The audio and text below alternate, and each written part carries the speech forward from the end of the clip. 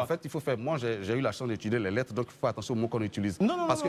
Vous me laissez. Je peux parler? Non, vous ne pouvez pas parler, je vais terminer. Monsieur Lago. Monsieur, je vais terminer. Tout doucement, tout doucement. Monsieur Lago, on est sur un plateau. Ah, non, ne me faites pas de leçons. Non, s'il vous plaît, je ne vous fais pas de leçons parce que vous avez cette manie d'être condescendant, d'être très arrogant. On est là pour vous poser des questions. Si vous ne voulez pas y répondre, donc quand je vous pose une question, soyez moins condescendant. Monsieur, s'il vous plaît. Je suis très calme. Non, mais arrêtez. Ce disque rayé de Nolo, là, arrêtez. On le sait déjà. S'il vous plaît. Vous êtes une pâle copie de l'autre, on n'est pas couché. Arrêtez, s'il vous plaît. Non, ce n'est pas des injures. Daouda, s'il vous plaît. Arrêtez. On vous pose la question et vous répondez. Écoutez-moi, Daouda. Monsieur Lago, tout doucement. J'ai encore rien dit. Allez-y. En fait, vous vous embêtez seul, en fait. Non, je suis très calme. Vous vous embêtez seul. Il suffit que je m'arrête comme ça. Vous vous arrêtez. Parce que vous êtes habitué à ça. Non, sortons de ça. Répondez, j'ai rien dit. S'il vous plaît, sortons de ça. J'ai rien dit, monsieur Lago. Allez-y. Merci. Développez un point. Allez-y. Merci. Allez-y. Donc, quand le président Laurent Gbagbo dit... Mais pourquoi Daouda est tellement agité comme ça? Franchement, je vais vous laisser regarder la vidéo. Soyez les bienvenus sur notre chaîne YouTube. Je m'appelle Mr. Arao. Si c'est votre première fois, n'hésitez pas à vous abonner et on se capte à la fin de cette vidéo.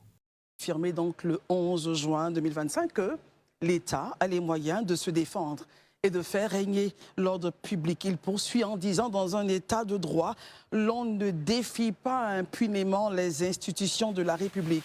Ce sont juste des conseils. À bon attendeur, salut. Pas de menace. À bon attendeur, salut. C'était donc lors des rendez-vous du RHDP que le porte-parole principal s'exprima ainsi. Il poursuit en disant que se battre avec le président du PPACI est une perte de temps pour le président de la République, Alassane Ouattara, et que la vraie bataille pour le chef de l'État consiste à travailler pour continuer d'élever la Côte d'Ivoire à tous les niveaux et non la rabaisser, comme le firent les refondateurs quand ils étaient aux affaires. Messieurs, verbatim donc du porte-parole principal du RHDP, vos commentaires, analyses sont attendus. Commençons par vous, docteur Barry. Écoutez, Christelle, depuis un moment, le RHDP, comme le PPACI et le PDCI, chacun a sa tribune où il vient porter ses points. Généralement, en période préélectorale, on assiste à un moment d'échange entre partis politiques par tribune opposée, je veux dire. Donc le RHDP, quand vous écoutez le ministre Adjoumani, c'est un peu une réponse qu'il essaie d'apporter à ses adversaires politiques. Mais je veux dire que ça fait partie du jeu démocratique. Voilà, maintenant, si on veut plus approfondir ces propos, moi, je pense que en période préélectorale, lorsqu'on est la majorité, c'est à nous qu'on a confié le suffrage pour 5 ans. Il y a certains mots sur lesquels il ne faut pas trop s'attarder. Par exemple? Par exemple, lorsque le président Gbagbo dit qu'il ira à la bagarre, moi je ne pense pas forcément que c'est des échanges de coups de poing ou c'est de la violence. Mais c'est peut-être que son combat à lui, c'est d'avoir gain de cause, c'est que le dialogue politique soit ouvert pour que ces points puissent être entendus. Donc, généralement, comme je le dis, les leaders politiques sont des agents d'influence. Ils influencent leurs militants, ils influencent l'opinion. Donc, quand vous portez des propos, les militants, ils vous suivent.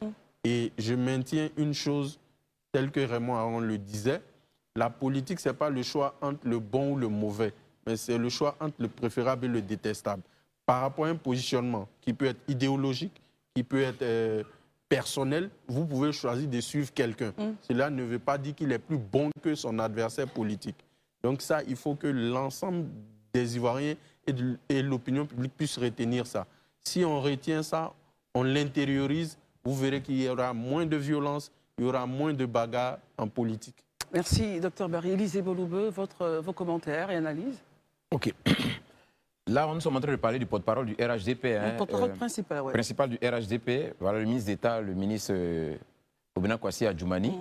Pour ceux qui le connaissent et qui le suivent, peuvent savoir que ici, il a été, je dis, suffisamment apaisé. Moi, mais je suis même surpris parce qu'il nous a habitués à pire que ça. Hein, chaque fois qu'il prend la parole, surtout quand c'est pour donner une réponse à l'opposition, il était beaucoup plus incisif que ce qu'on entend présentement. Je vois que là, il a été assez mesuré. Il a dit des choses qui, à mon sens, vraiment sont apaisées. Et c'est normal, hein, parce qu'en tant que parti au pouvoir, il se dit qu'ils ont l'obligation, quelque part, de rassurer les uns et les autres sur la nécessité ou la capacité du parti au pouvoir là, à pouvoir contenir éventuellement toute forme de velléité, que ce soit vraiment dans le cadre de la déstabilisation. C'est ce qu'il explique ici, que force reste à la loi, que voilà, l'État a la responsabilité de veiller à la quiétude et la paix des citoyens, et eux, ils sont déterminés à y aller. Je ne vois pas, pour moi, vraiment de propos qui soient sortis ou qui soient hors de son contexte. Par contre, c'est vrai que vous ne l'avez pas évoqué ici, mais je pense que ça rentre dans la même veine. Quand je compare les propos du ministre Adjoumani à ceux du gouverneur Bakongo, par contre, je pense que là, franchement, il faut avoir l'honnêteté de condamner. J'ai trouvé ces propos-là. Essayons de rappeler les propos du... Il a dit, ils disent qu'ils veulent aller se battre, ils veulent aller dans la rue, ils vont nous trouver dans les rues là-bas, parce que nous, on ne va pas rester les bras croisés pour les attendre. Voilà, je crois que non, quand on est un parti au pouvoir, on a la responsabilité de la quiétude. Les propos, tout ce qu'on dit doit être de nature à apaiser. On doit montrer qu'on a cette grandeur, cette capacité-là à contenir les velléités, comme l'a expliqué, je crois vraiment de façon posée le ministre Adjoumani, comme je l'ai dit, il nous a habitués à pire que ça, en fait, vraiment à des propos très souvent à voler dans les plumes. Mais cette fois-ci, je l'ai trouvé vraiment modéré. Et ce qu'il a dit, moi, était apaisé. Quand je compare, je le dis à ce que le gouverneur a dit, par exemple, que j'ai trouvé très incisif, que j'ai trouvé comme un élément qui vient mettre de l'huile sur le feu, ce qui n'était pas nécessaire, indispensable dans ce contexte préélectoral. Je peux dire quand même que les propos du ministre Kwasi Adjoumani sont des propos, à mon sens, d'un parti politique suffisamment responsable. Très bien, Herman. Comme eux, hein, j'estime que ce qu'il a dit, c'est tout à fait normal. Il a répondu, ils font ces tribunaux de façon régulière, de façon hebdomadaire maintenant, pour traiter l'actualité politique. Et si l'actualité politique, c'est les propos du président Laurent Gbagbo, et là-dessus, comme Edbari l'a bien compris, Laurent Gbagbo, certainement, comme on le comprend, comme il voulait l'expliquer à ses partisans, c'est la bagarre.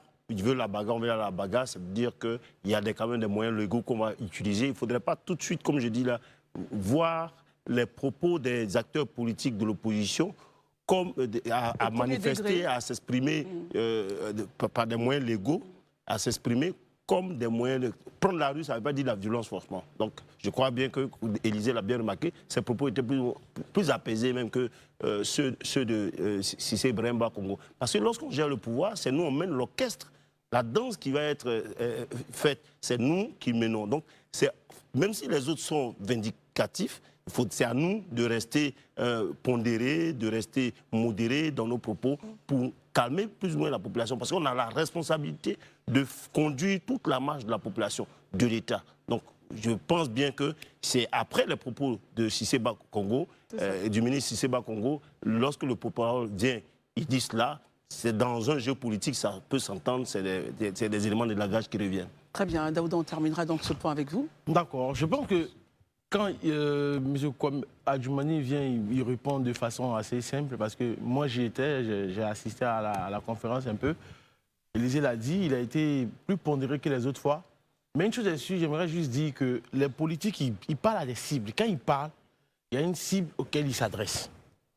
Donc je suis sûr que lorsque Laurent Gbagbo faisait son cococor et lorsqu'il parle de « vous voulez la bagarre, vous allez avoir la bagarre, vous voulez qu'on aille se battre, on ira se battre », plein de choses, ça s'adresse à une cible. Est-ce que les populations comprennent cela? Justement. Donc, du coup, eux aussi, ils ont leurs éléments de langage et ils s'adressent à la même cible pour dire que la bataille, parce qu'ils veulent faire, ils vont faire croire forcément que la bataille a cours en vérité à une bataille dans la rue et ça et là. Donc, eux, ils profitent de ce positionnement maintenant pour dire nous, notre bataille, c'est d'électrifier vos villages. Nous, notre bataille, c'est de vous donner la santé. Nous, notre bataille, c'est de développer la Côte d'Ivoire. Nous, notre bataille, c'est d'aller dans tel axe, tel axe, tel axe. Et du coup, forcément, la bataille de Laurent Gbagbo qui n'est pas assez bien expliquée, parce que le disant clairement comme ça, dans le conscient collectif, on se rappelle forcément de 2010, on se rappelle forcément de 2011. Donc, du coup, on le positionne dans ce carnaval-là et on se repositionne. Donc, pour moi, c'est tout à fait normal. Il n'y a vraiment pas le feu à la demeure, quoi, en fait. Au moins, on a trouvé un Kwame Adjoumani très calme, très posé. Kwame Kwasi Adjoumani. Kwasi Kobena Adjoumani, très posé, très calme. Moi, vraiment, j'ai été vraiment surpris par sa prise de parole d'avant-hier. Très bien, merci beaucoup. Place maintenant au PPACI. Celui que nous recevons, le secrétaire national, pendant qu'il arrive, et secrétaire national technique chargé du marketing politique, spécialiste des stratégies d'influence et de communication électorale. Ensuite, fin connaisseur des dynamiques d'opinion, il conçoit et pilote des dispositifs innovants pour renforcer donc l'impact des actions politiques sur le terrain comme sur le digital. Son approche allie donc rigueur stratégique, intelligence des contextes et maîtrise des outils digitaux pour servir la performance politique et la proximité avec les populations. Lago Fabrice, bonsoir. Merci d'être avec nous. Vous êtes secrétaire national technique chargé du marketing politique. Au-delà de ce que nous venons de lire, que devrons-nous savoir de vous avant de rentrer dans le vif de notre sujet? Je pense que vous avez dit l'essentiel. Je préfère qu'on capitalise le temps pour les sujets qui m'emmènent ici. Très bien, c'est parfait. Mais c'était bien aussi que les Ivoiriens puissent mieux vous connaître, monsieur. Ah bah oui, mais on aura d'autres occasions de se présenter parce que la situation impose... Non, c'est pas grave, c'est pas grave. C'est pas bien grave. Lago Fabrice, à part ce qu'on a lu, vous êtes... c'est quoi votre parcours? Vous avez... Voilà, qu'est-ce que vous êtes? Je suis diplômé de lettres modernes de l'Université de Cocody. J'ai obtenu une maîtrise. Ensuite, je suis diplômé en sciences politiques de l'Université catholique de Louvain et en communication politique de l'Université de Paris-Créteil. Donc, je suis spin doctor de profession. Voilà. Donc, c'est le métier que j'exerce. Et politique, au plan politique, je suis donc secrétaire national du PPACI en charge du marketing politique.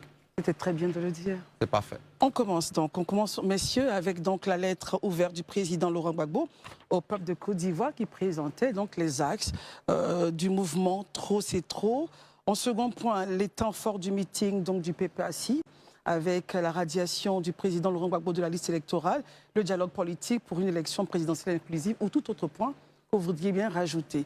Commençons donc par la lettre ouverte, messieurs, en suivant l'agenda que nous avons établi dans un dialogue courtois. Herman. En fait, c'est vrai que vous voulez qu'on parte tout de suite à la lettre, mais il y a une question quand même qui me préoccupe. Quand elle voulait savoir le background, la question m'est revenue, parce qu'aujourd'hui, plus ou moins sur un plateau, quelqu'un vous a tensé pour dire que vous avez reçu régulièrement 3 000 € chaque mois.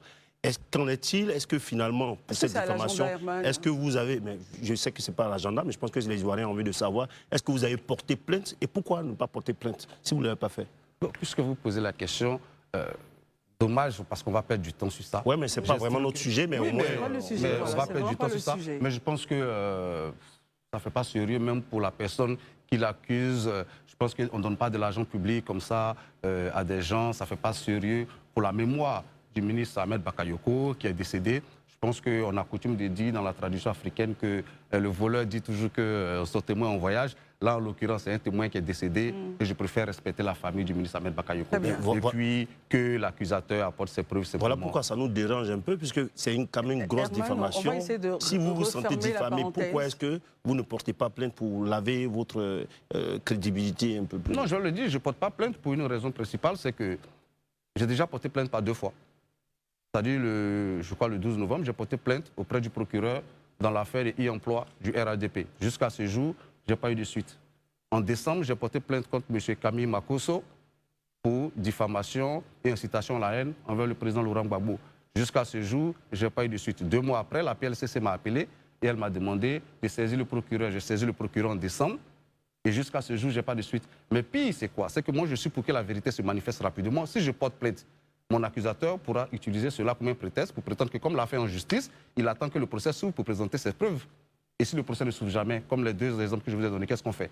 Donc moi, je suis pressé et j'invite donc mon accusateur à présenter le plus rapidement possible ses preuves. Mais ce n'est pas vraiment important pour les Ivoiriens parce qu'ils savent que... Il y a tout de même quand même des opposants qui ont gagné des procès. Oui, mais Herman, essayons de gagner en temps. Bon, je vous ai donné l'exemple de 2 plaintes qui n'ont toujours pas abouti. Donc je ne parle pas au nom de tous les opposants, je parle au nom personnel. Monsieur Lago, revenons sur nos sujets. Bien sûr. Commençons par la lettre ouverte donc, du président Laurent Gbagbo. Élisée Boloube, question. Ce matin, nous sommes tous réveillés avec cette lettre-là, lettre signée de Laurent Gbagbo. Bien évidemment, depuis, je dis 2 à 3 jours, on nous avait déjà, à travers certains spots publicitaires, dit que ce document-là sortirait, que le président Laurent ferait une lettre. Et quand on a lu, moi, j'ai franchement du mal à comprendre c'est quoi, en fait, le sens de ce mouvement. Je ne comprends pas. C'est vrai qu'on a tenté de l'expliquer. Je ne suis pas suffisamment intelligent, peut-être, comme ceux qui l'ont rédigé, et comme vous faites partie de ceux-là qui l'ont rédigé, peut-être vous allez l'expliquer dans les détails. C'est quoi en réalité ce mouvement Trop c'est trop? Je note juste qu'on nous dit que ce n'est pas un mouvement insurrectionnel, C'est quoi en réalité ce mouvement Trop c'est trop? Est-ce que vous pouvez nous l'expliquer dans les détails? Bien sûr, vous savez, le président Laurent Gbagbo, d'abord le 14 juillet, il a lancé l'appel de Benoît, qui consistait, et il a dit clairement, il invitait tous ceux qui sont pour que ce régime ne soit plus là à le rejoindre, pour qu'ensemble ils puissent mener le combat. Par la suite, il y a une large consultation qui a été faite. Et puis, au comité central du 26 avril 2025, parce qu'il fallait bien que ce mouvement-là porte un nom, ce rassemblement auquel il appelle, il fallait bien que ça porte un nom.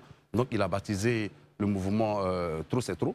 Et je pense que sur votre écran, les principales missions et objectifs du mouvement sont déclinés. Nous avons deux axes principaux. Le premier axe, c'est un axe social. Parce que nous estimons que depuis 15 ans, il y a des personnes qui ont été oubliées dans la gestion du pouvoir. Nous estimons qu'il y a des personnes qui sont victimes de la gestion actuelle du pouvoir. Et ces personnes-là aspirent à ce que leurs conditions s'améliorent. Donc, le mouvement Trop c'est trop, c'est un instrument que le président Laurent Gbagbo met à leur disposition pour porter leurs souffrances, pour porter leurs revendications. Et puis ensuite, le deuxième axe, c'est le respect de la Constitution. Nous avons toujours dit, et le PPACI s'est toujours inscrit dans cette démarche, qui est de faire respecter la Constitution. Lors de son procès à La Haye, le président Laurent Gbagbo l'a bien dit, il dit, madame, je suis là parce que j'ai respecté la Constitution. Donc il est logique dans sa démarche. Et nous estimons que le chef de l'État actuel ne mérite pas de faire un 4e mandat. Nous estimons que la Constitution lui interdit de faire un 4e mandat. Et ce mouvement Trop c'est trop vient aussi mener le combat pour que la Constitution ne soit plus violée. Donc, effectivement, ce n'est pas un mouvement insurrectionnel, mais ce n'est pas non plus ceux qui adhèrent à ce mouvement n'adhèrent pas évidemment au PPACI. C'est un mouvement parce qu'il y a des gens qui ont subi des souffrances sous ce régime-là, qui ne sont pas militants du PPACI, comme il y a des gens qui ne veulent plus que M. Alassane Ouattara soit au pouvoir, mais qui ne sont pas du PPACI. Je suis sûr que même au RDR, on peut trouver des gens qui ne veulent plus que Ouattara reste au pouvoir. Donc le mouvement Trop c'est un instrument qui est à leur disposition pour mener le combat sur ces deux axes principaux. Le RHDP, vous voulez dire? Bon, ouais, le RHDP. Élisée Boulbeux. Ok, moi je voulais juste rebondir. Hein. C'est vrai que vous avez expliqué comme ça. Est-ce que vous voulez dire, est-ce que à travers le mouvement Trop c'est trop, ou la mise en place du mouvement Trop c'est trop, c'est pas un aveu du fait que la politique mise en place par le PPACI telle que conduite aujourd'hui n'attire pas les Ivoiriens?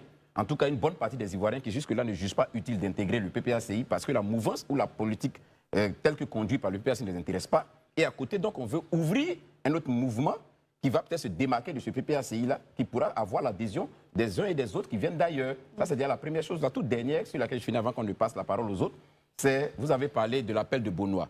Aujourd'hui, où nous en sommes avec l'appel de Benoît, c'est vrai, vous avez lancé l'appel aujourd'hui. Quels sont ceux qui ont adhéré? Où nous en sommes avec l'appel de Benoît? Très bien, Élisée va répondre. D'accord.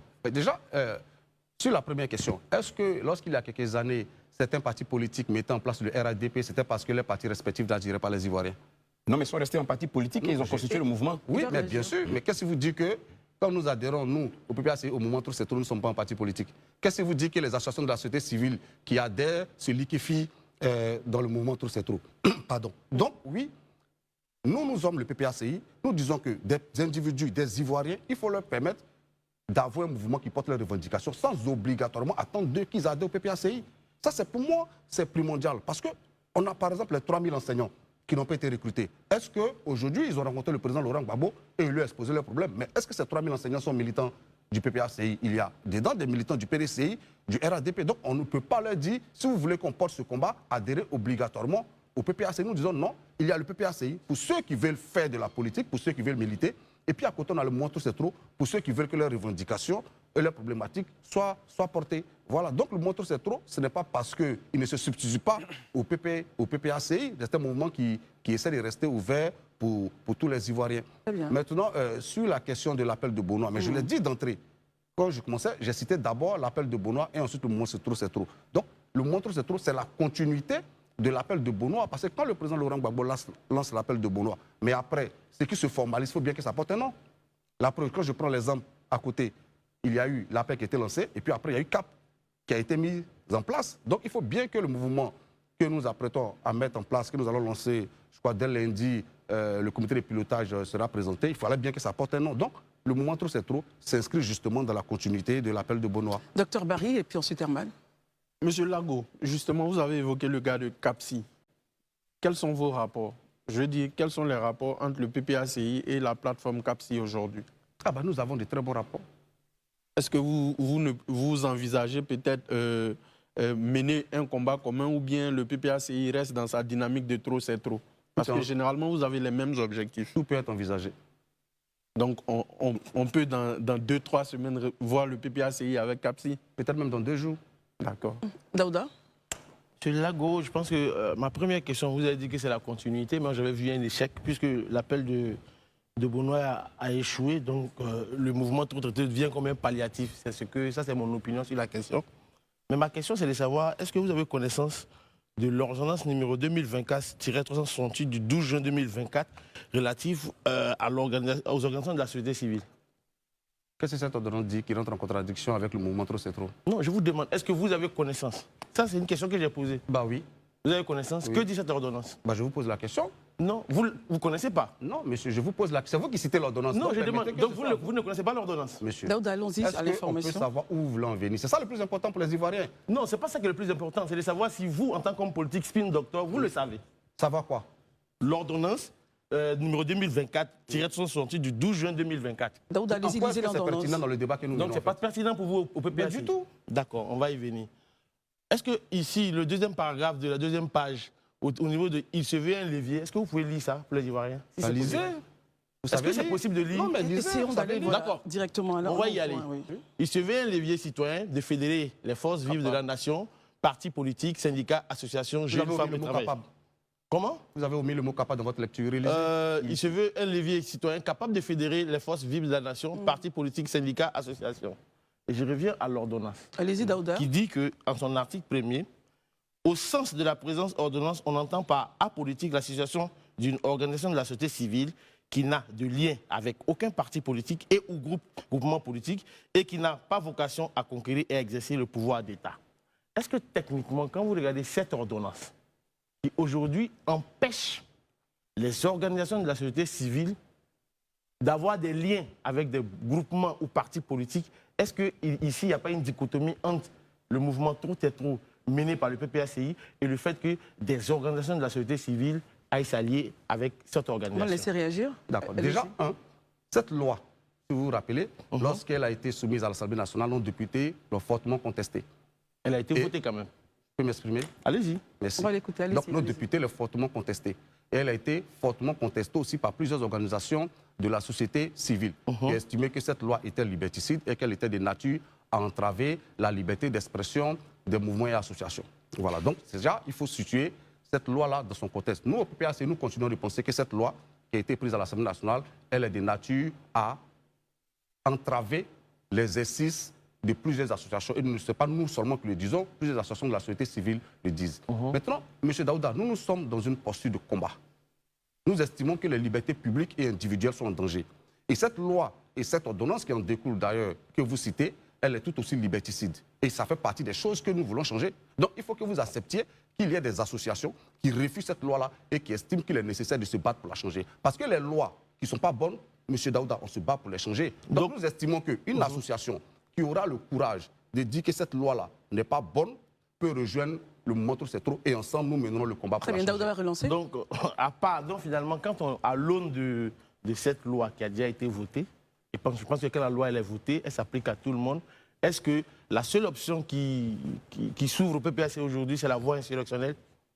Parce que est-ce que ce n'est pas aujourd'hui une rébellion vis-à-vis de la loi que le PPACI fait avec ces organisations de la société civile qui vont s'allier malgré cette loi-là? Est-ce que ce n'est pas une d'accord, rébellion parce vis-à-vis que, de la loi? En fait, il faut faire. Moi, j'ai eu la chance d'étudier les lettres, donc il faut attention aux mots qu'on utilise. Non. Parce que non. Vous me laissez- Allons-y. je peux Non, parler? Non, vous ne pouvez pas parler, je vais terminer. Daouda, Monsieur Lago, Monsieur, terminez. monsieur, Non, je essayons vais de- terminer. tout doucement, tout allez-y, doucement, Monsieur tout Lago. doucement. Non, on est sur un plateau. Ah, non, Je vous ne faites pas des leçons. Non, s'il vous plaît, je ne vous fais pas de leçons parce que vous avez cette manie d'être vous me donnez pas de condescendant, leçons. S'il vous plaît, d'être messieurs. très arrogant. S'il vous On plaît. est là pour vous poser des questions. Bon, Si vous posez ne des voulez pas y questions. répondre, donc quand je vous pose une question, soyez moins condescendant. Messieurs, s'il vous Non, plaît. je suis très calme. S'il vous Non, mais plaît. arrêtez. S'il vous Ce plaît, disque éraillé Daouda, monsieur de Lago, s'il vous plaît. Nolo, là, arrêtez. Non, On le sait déjà. S'il vous plaît, Vous êtes s'il une vous pâle plaît, copie s'il de vous l'autre, hein, on n'est pas Non, couché. non, non, non, Arrêtez, s'il vous plaît, messieurs. Donc, non, c'est pas des injures. Daouda, Daouda, Non, s'il vous plaît. arrêtez. On vous pose la question et vous répondez. Écoutez-moi, Daouda. Voilà. Monsieur Lago, tout doucement, tout doucement.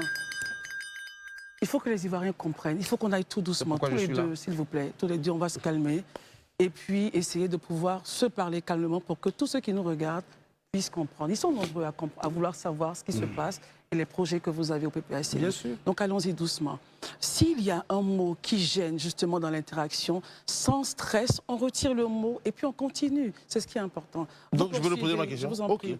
Donc, Et monsieur vous Fabrice... retirez le mot qui pourrait le Non, je n'ai pas gêner, demandé s'il qu'il le vous plaît. retire, je voulais juste le préciser parce qu'il utilisait le mot dans le mauvais sens. Non, très non, bien. non, non, Ne me non, gêne Oui, pas. c'est vous qui ne voulez s'il pas vous le plaît. comprendre dans le bon sens. Je vous en prie. Ok. Vous continuez avec un mot ou on continue avec quelqu'un d'autre? Donc, je le dis clairement, à l'aune de l'ordonnance que je viens de citer, qui a été votée tout et tout, donc techniquement, la loi, elle existe. Donc, est-ce qu'aujourd'hui, le mouvement Trop c'est trop n'est pas en train de se présenter comme un mouvement insurrectionnel? Très bien. Merci. Puisqu'il va se mettre en rébellion avec cette loi qui a été votée. Allez-y, Merci. réagissez. Voilà, parce que c'est ce que je disais. Se rebeller contre une loi, c'est différent d'un mouvement insurrectionnel. Parce que c'est pour ça que j'ai dit il faut employer le mot dans le sens. Comme j'ai étudié un peu les lettres, je sais un peu de quoi il s'agit. Donc on peut se rebeller contre une loi, on peut estimer qu'une loi est mauvaise, mais ce qu'on oublie, ce que M. Daoud oublie, c'est que la loi elle-même, à travers la Constitution, qui est la norme au-dessus de toutes les normes, donne les moyens de lutte. Donc oui, on peut demander à faire une marche pour protester contre une loi qui vient d'être prise. On peut demander à faire un meeting pour exprimer son mécontentement face à une loi qui vient d'être prise. Et ce n'est pas un mouvement insurrectionnel, ce sont des moyens de lutte qui sont inscrits dans la loi. Donc, monsieur, sachez que toute loi se suffit à elle-même quant aux moyens de la dénoncer. Donc, ce n'est pas parce que je ne suis pas d'accord avec une loi que je suis en insurrection. Je ne suis pas d'accord avec une loi, même si elle est votée, j'exprime mon mécontentement parce que même si nous sommes minoritaires à l'Assemblée nationale, nous avons le droit de dire que la loi qui a été votée n'est pas bonne. Et en le disant, ce n'est pas fait une insurrection. Donc il faut faire attention aux mots qu'on Non, emploie. non, non, non, non. Vous aurez la parole tout à l'heure, Daouda. Non, non, non, ça ne se passe pas comme ça. On revient à... On part à Herman et puis ensuite... Monsieur Élysée, Lago, ensuite, le PPACI parle Daouda et souvent le de docteur Larry. réconciliation nationale, mais maintes fois, le PPACI, certains leaders du PPACI tiennent un ton souvent, parfois belliqueux, vis-à-vis de l'opposition, enfin, il n'y a pas de l'opposition, il n'y a pas du pouvoir en place, ou même souvent avec des camarades même de l'opposition. Je ne vais pas revenir sur certains propos tenus par le président du PPACI. Est-ce que ça augure d'une certaine synergie d'action que les populations ivoiriennes voudraient voir vis-à-vis de l'opposition? Bon, je vais vous Dans son répondre, mais je suis un peu désolé qu'on s'éloigne de l'objet du thème que vous avez posé, qui était d'expliquer c'est quoi le mouvement Trop c'est trop et c'est que les Ivoiriens sont en droit d'attendre. Je pense qu'on s'éloigne de plus en plus du sujet. Non, mais ça fait partie, puisque le mouvement Trop c'est Non, trop... mais je vais vous appelle- répondre. non, peut-être que je vais Bien exprimer, sûr, parce Élysée qui va reprendre la que parole. le mouvement Trop c'est trop ambitionne de fédérer toutes les forces vives de la nation. C'est comme ça que je comprends. Pour protester contre le pouvoir en place par rapport à certaines dérives, n'est-ce pas? Ou bien c'est pas comme ça que je Mais comprends. c'est ce que j'ai dit. Voilà. Le mouvement Trop c'est trop. Donc, que- s'il y a des pics en camaraderie de l'opposition, ça peut enrouer On va le permettre de répondre maintenant, la marche du train de ce Allez-y. mouvement Trop c'est trop. Allez-y, Non, monsieur monsieur, vous Lago. savez, nous sommes le PPACI et nous sommes cartésiens. Et quand nous travaillons, nous avons une démarche. Que ce soit dans le cas de l'appel de Bonois ou dans le cas du mouvement Trop c'est trop, nous avons approché tout le monde. Donc nous ne lançons pas des pics à qui que ce soit de l'opposition. Nous menons le combat pour justement changer les choses. Donc je ne crois pas que jusqu'à ce jour, un homme politique de l'opposition se soit plaint ouvertement d'avoir reçu des pics du PPACI, sauf si vous avez des déclarations dans ce sens. Donc nous sommes au PPACI, nous sommes ouverts à tous ceux qui veulent un changement de régime et nous les attendons. Certains sont déjà là, ceux qui veulent nous rejoindre sont les bienvenus et nous entendons mener le combat. Nous pensons que c'est ce que les Ivoiriens attendent aujourd'hui de nous et c'est le plus important. Très bien, allons-y, messieurs, au second sujet qui nous rassemble, les temps forts du meeting donc, de samedi dernier, qui a été donc tenu par le président de votre parti. Allez-y. On va commencer par une question d'Élysée. Ok. Le samedi dernier, nous avons écouté le président Laurent Gbagbo. Il y a deux points sur lesquels je viens. Tout à l'heure, quand vous parliez, M. Lago, vous avez dit quelque chose qui m'a touché. Quand vous aviez dit vous ne voulez pas porter de plainte parce que vous voulez respecter la mémoire du Premier ministre Ahmed Non, c'est pas ce que Bakayoko. j'ai dit. Vous avez dit quoi alors? Donc, J'espère qu'on ne revient pas sur le sujet de... Non, énoncé par c'est important parce J'ai que dit- ça fait partie de la question qui vient. Oui. J'ai dit, je ne veux pas m'étendre sur le sujet parce que celui dont il parle est décédé. Parfait. Maintenant, pourquoi je Non, ne veux c'est pas porter suffisant. plainte, j'ai donné les raisons. Non, c'est suffisant Voilà, pour moi. c'est la position Non, que c'est je suffisant vais pour moi. Il n'y a pas de problème. Élysée, Ça- pourquoi cette, justement... Je vais pourquoi expliquer. ce point, Parce oui. qu'à ce meeting-là, on a entendu le président Laurent Gbagbo Oui. évoquer l'ancien Premier ministre Amadou Gon Coulibaly. Et il a évoqué Amadou Gon Coulibaly avec ironie, en riant. Où il disait, est-ce qu'on veut nous dire qu'Amadou Coulibaly est remords? Amadou Gon Coulibaly est remords ou est-ce qu'on veut dire que Amadou Gon Coulibaly est mort à nouveau? Et il le disait avec des sourires. Vous qui vous êtes tout de suite indigné parce que vous avez estimé qu'on ne peut pas parler de quelqu'un et autres, tout ça, est-ce que vous pensez que c'était juste pour le président Laurent Gbagbo de s'exprimer ainsi en faisant référence à une personnalité dans ce pays qui n'est plus. Monsieur Lago? Je vais vous répondre. Mais ceux qui ont bafoué la mémoire d'Amadou Gon, c'est ceux qui ont pris sa mort pour protester, pour violer la loi. Ce n'est pas nous qui l'avons dit. Non, non. Quand vous me posez une question, je ne veux pas qu'on quitte en fait le sujet. Quand vous posez votre question, je vous écoute. Non, je réponds. Quand vous posez votre question, je vous écoute. Donc permettez que je réponde. Oui, bien sûr. Allez-y. Voilà. Je dis, ceux qui ont bafoué la mémoire du Premier ministre Amadou Gon, c'est ceux qui ont pris son décès pour prétexte, pour violer la loi en Côte d'Ivoire. Le président Laurent Gbagbo, il respecte tous ceux qui sont dans le domaine politique, il respecte ses adversaires politiques. Et je rappelle que lorsque le Premier ministre Amadou Gon Coulibaly est décédé, nous avons produit un communiqué pour présenter nos condoléances à sa famille biologique et politique. Donc nous disons que ceux qui ont foulé aux pieds, qui n'ont pas respecté sa mémoire, c'est ceux qui ont pris prétexte de son décès. Mais sachez que le président Laurent Gbagbo, il respecte ses adversaires donc ce qui a été dit, ce qui a été dit le samedi pour vous est normal. C'est dans l'ordre normal des choses. Il n'y a rien qui soit indécent ou qui soit mal vu ou qui peut choquer l'opinion. Pour vous, c'est normal. C'est ce que je veux savoir. D'accord, je vais vous répondre. Okay. Vous savez, normal, c'est subjectif. Mal vu, c'est subjectif. Ça dépend d'où vous regardez. Si vous regardez du RADP... Ok, regardez là où vous regardez. Est-ce que c'est normal? À chaque fois, ça va être difficile que je réponde. Il va répondre. Vous posez une question, je réponds. Allez-y, monsieur Voilà, Lago. merci. Donc, quand je dis mal vu, c'est subjectif. Vous êtes d'accord avec moi, non? Il n'y a pas de norme.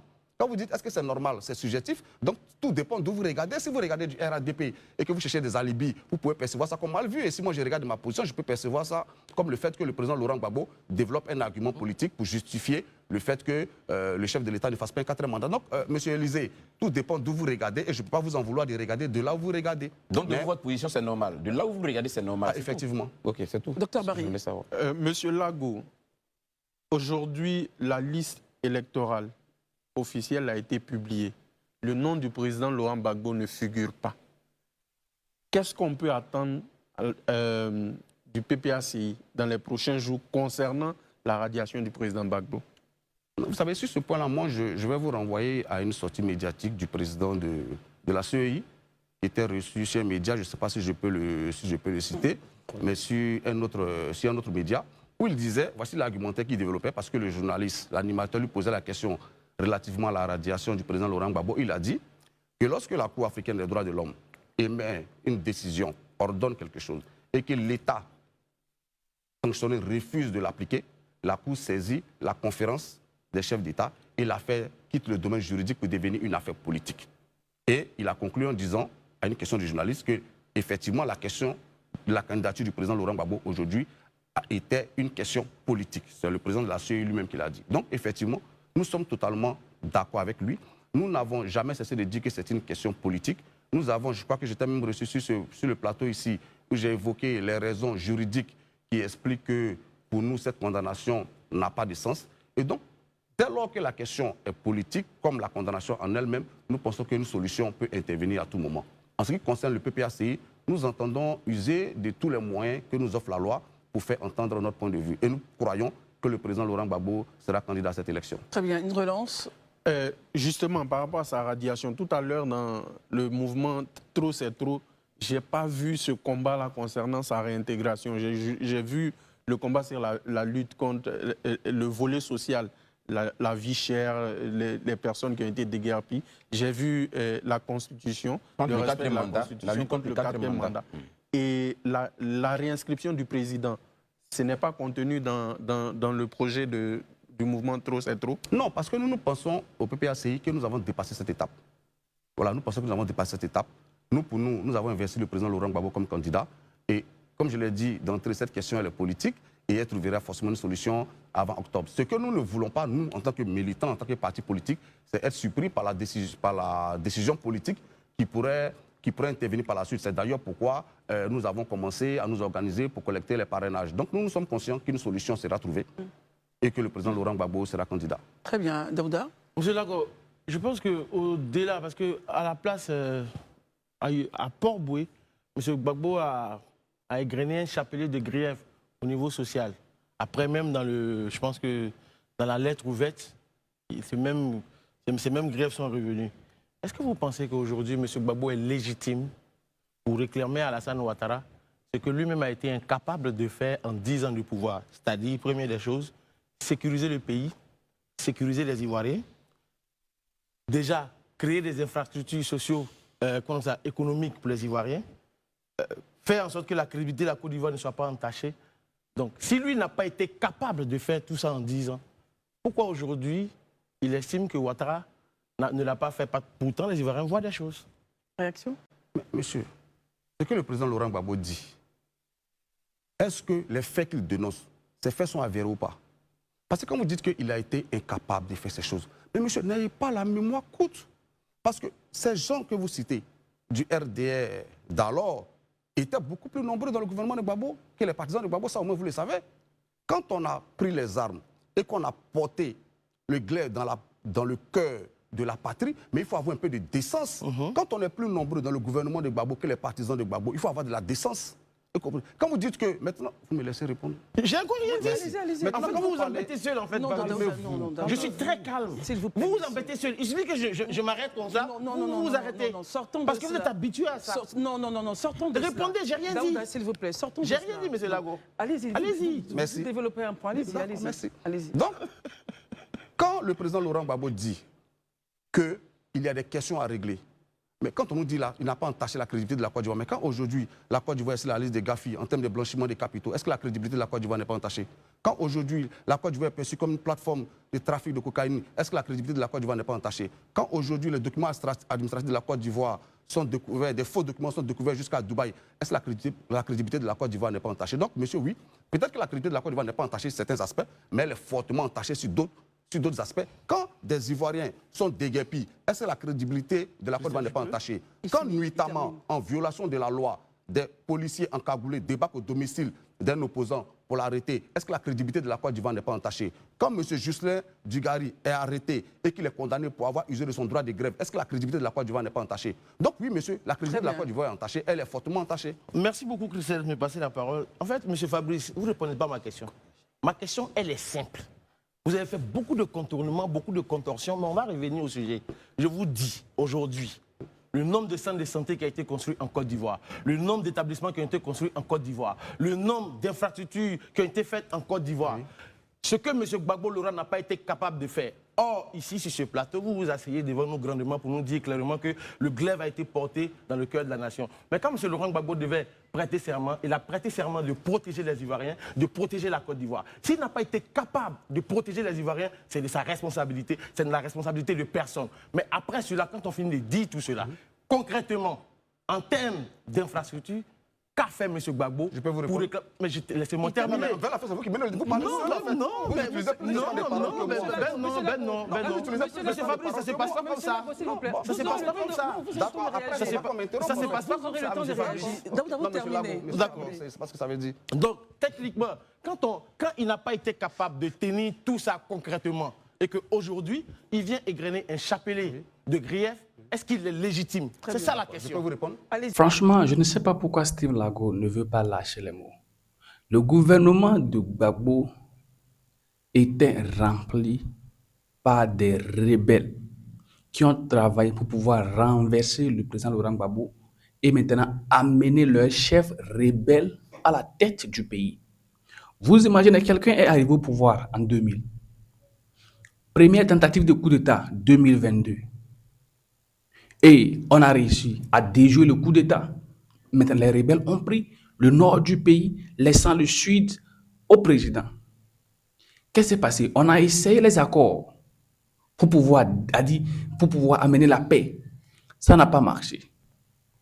En 2007, l'accord de Ouagadougou, mars 2007, l'accord de Ouagadougou, le gouvernement de Gbagbo a travaillé pour pouvoir mettre en place un gouvernement de réconciliation.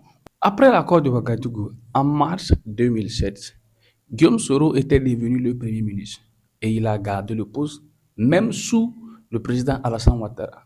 Après ça, il est devenu le président de l'Assemblée nationale de 2012 à 2019. Désolé, un chef rebelle qui a divisé le pays en deux parties. Un chef rebelle qui a divisé le pays en deux parties. Et on avait forcé la main au président Gbagbo pour pouvoir organiser, mettre en place un gouvernement de réconciliation. Et dans ce gouvernement, il a mis tellement d'opposants dans son gouvernement. C'est qu'il a été naïf. Il a été naïf. Après son départ, ces rebelles étaient là. Adjoumani était là. Guillaume Soro était là. Ils sont nombreux. Et ils ont continué à servir le président Alassane Ouattara. Les gars, je ne sais même pas pourquoi Lago ne voulait même pas lâcher les mots là-bas. D'accord, je Vous vais êtes là pour répondre, M. Fabrice. Calmez-vous. Mais je suis très calme, M. Fabrice. excitez. Arrêtez de dire calmez-vous parce que vous le faites partout. Tout le monde est fatigué de ça. Le disque est rayé, M. Fabrice. Le disque est resté. Calmez-vous. S'il vous plaît, permettez à ce qu'ils... Non. On peut Mais à chaque moment, il ne va pas revenir. Calmez-vous. Vous avez mis le feu après moi. Non, c'est ça. S'il vous plaît, messieurs, s'il vous plaît. Daouda, s'il vous plaît, permettez à ce qu'il réagisse. Permettez à ce qu'il réagisse. Il va réagir, mais donc il parle. Oui, d'accord. C'est pour ça qu'il y a un autre média. Mon ami. Non, je vais répondre. Ne revenons pas. Non, permettez-moi de répondre. Allez-y directement à la Parce que si je réponds, je vais répondre. Permettez-moi de répondre, s'il vous plaît. Écoutez, c'est pourquoi allons-y, si un s'il média, vous plaît. mon ami Blaise là disait qu'à l'approche des élections, il faut qu'on discute des effets de la drogue. Et ça fait partie des sujets Ça veut dont... dire... Non, ça veut dire je vais quoi? vous dire, parce que quand on parle de la crédibilité de la Côte d'Ivoire qui est entachée... Non, s'il vous permettez-moi de plaît. répondre, vous Oui, me mais posez ça- une question, je vous réponds. parlez de drogue. Non, mais je vais vous répondre. Allez-y. J'ai dit, je l'ai cité tout à l'heure, j'ai dit qu'à la Côte d'Ivoire, la plateforme du trafic de cocaïne, la crédibilité de la Côte d'Ivoire entachée, donc il faut bien que ce débat ait lieu à l'approche des élections. Quelle est la relation avec la Maintenant, question posée? Mais je vais vous répondre. Mais il a parlé de la crédibilité de la Côte d'Ivoire qui est entachée. Donc j'évoque cela pour montrer qu'il y a des aspects où la crédibilité de la Côte d'Ivoire est entachée. Maintenant, entrons dans le vif du sujet. Quand monsieur Daouda parle par exemple des infrastructures scolaires, mais ce qui ne sait pas peut-être, c'est qu'en 2011, en Côte d'Ivoire, on avait un enseignant pour 39 élèves. Aujourd'hui, en 2025, on a un enseignant pour 42 élèves. C'est factuel, tout le monde peut le vérifier. Donc, quand on applique ce ratio-là, de 2011 à 2025, on a des classes beaucoup plus bondées qu'en 2011. Ça, c'est factuel, tout le monde peut le constater. Donc, quand on veut critiquer, il faut entrer dans le fond. Quand il dit tout le monde voit, mais il y a des choses que lui voit, et il faut qu'il permette qu'il y ait des Ivoiriens qui voient autre chose, qui voient de la misère, qui voient de la cherté de la vie, qui voient de la souffrance. Quand on veut questionner aujourd'hui la gestion de la Côte d'Ivoire, peut-être qu'il faut que ce monsieur nous dise quel est aujourd'hui, en l'état actuel en 2025, parce que j'ai posé la question, on a du mal à me répondre, quel est l'état de l'endettement de la Côte d'Ivoire? Aujourd'hui, on a 40 000 milliards de dettes. Est-ce qu'on est en droit de questionner sur ce à quoi la dette a été utilisée? Mais ça, ça fait partie des choses qu'on questionne. Parce que les infrastructures dont on parle, certaines sont de très mauvaise qualité. Donc, on peut questionner sur l'utilisation qui a été faite des fonds de l'État du Côte d'Ivoire. Et je l'ai dit tout à l'heure, quand on nous place aujourd'hui, nous en tant que Côte d'Ivoire, sur la liste noire de l'Union européenne dans la question des blanchiments des capitaux, de la lutte contre le financement du terrorisme, mais c'est des questions qu'on peut questionner. Donc oui, effectivement, pendant 10 ans, il faut que ces messieurs-là l'acceptent, c'est que le président Laurent Gbagbo prend le pouvoir en 2000. De 2000 à 2002, il renoue avec les institutions internationales. Il met en place un programme pour liquider la dette. On met en place le budget sécurisé. La Côte d'Ivoire met en place, débute l'assurance maladie universelle. On débute l'école gratuite en 2001, où on partage des livres aux enfants du primaire. Et puis, non, madame, permettez-moi de terminer, s'il vous plaît. Je vous et puis, en 2002, des gens prennent le pouvoir. Non, des gens prennent le pouvoir, et puis ils demandent des postes ministériels qu'ils obtiennent parce qu'en braquant des armes sur la Côte d'Ivoire, et ils vont à Makoussi, ils obtiennent ces postes ministériels, on revient avec un gouvernement où il y a plus d'opposants que Gbagbo. Mais quand on parle des infrastructures, qui est le ministre des infrastructures en Côte d'Ivoire depuis 2000? C'est qui? C'est Patrick Achi, c'est le même qui a continué sur Ouattara. Donc, qu'est-ce qu'on veut vous faire croire? C'est que le bilan de Patrick Achi, il serait mauvais de 2000 à 2010, et puis tout d'accord à partir de 2011. M. Adjoumani qui parlait tout à l'heure, il était dans le gouvernement, je pense. Donc toutes ces personnes-là, ce sont des gens qui ont porté, et ça, il faut qu'on l'accepte, ce sont des rebelles qui ont attaqué la Côte d'Ivoire, qui ont empêché et qui ont retardé son développement. S'ils n'avaient pas empêché le président Laurent Gbagbo de travailler, mais aujourd'hui, peut-être qu'on serait à un autre niveau. Donc, le président Laurent Gbagbo, oui, il est légitime pour parler du développement de la Côte d'Ivoire. Et puis, certains devraient se questionner eux-mêmes sur la légitimité et la pertinence. Élysée, réaction. Ok, M. Lago, merci beaucoup. Vous avez dit tout à l'heure quelque chose. Je pense aussi qu'on est sur un plateau. Il faut qu'on rectifie les choses. Très bien. C'est vrai que vous êtes un homme politique. Instant, on prend Élysée. Très bien. Ok, d'accord. Là, j'ai remis le communiqué de l'Union européenne qui est sorti juste le 10. L'Union européenne ne dit aucunement que la Côte d'Ivoire est sur une liste noire. Ça n'existe nulle part. Ça, c'est le communiqué relatif au GAFI.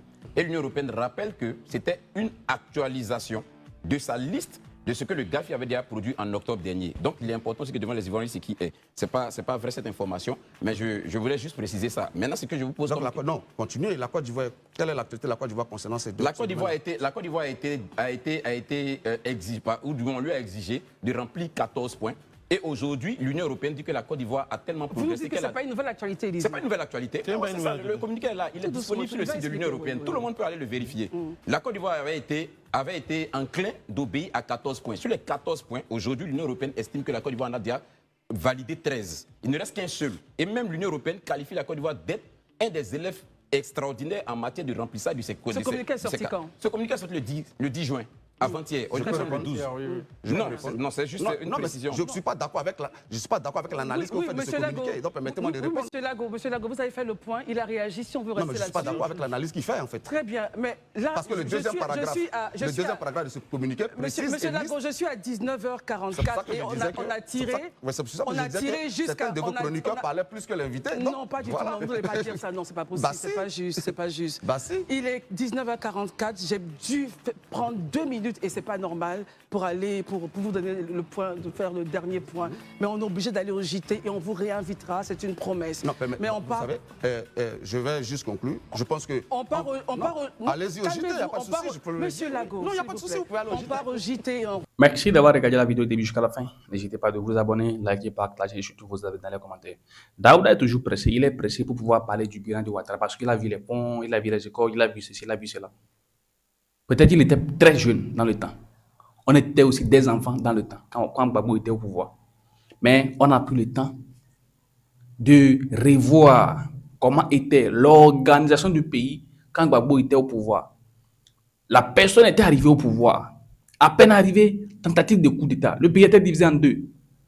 C'est en 2010, en 2007, de 2000 à 2007, entre 2002 jusqu'en 2007, pas de paix. Le pays était divisé. Il a passé 7 ans en cherchant quoi? La solution, la paix pour le pays. C'est après avoir trouvé un accord à Ouagadougou, mars 2007, que le pays était un peu calme et il cherchait maintenant à aller vers une élection paisible. Il ne savait pas que quoi? Il avait mis les rebelles. C'est-à-dire qu'il était obligé de mettre les rebelles au sein de son gouvernement.